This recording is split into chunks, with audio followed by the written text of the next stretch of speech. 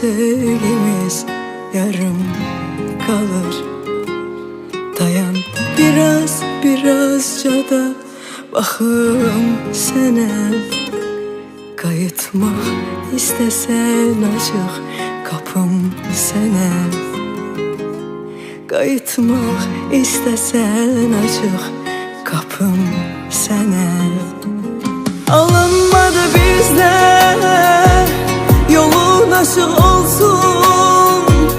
Bu gözlərə baxma, dolursa da dolsun. O çəkdiyi məziyyətlər halalın olsun. Benimki seninle qiyamətə qalsın. Alınmadı bizdən yolun açıq olsun. Bu gözlərə baxma, dolursa da dolsun. O çəkdiyi məziyyətlər halalın olsun.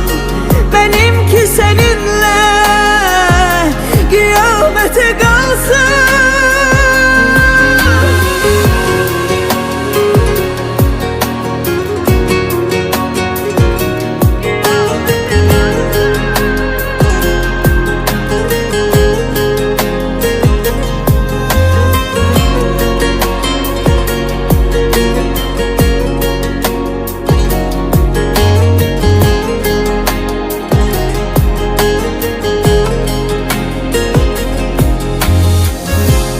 Belki de hiç görüşmedik seninle ben.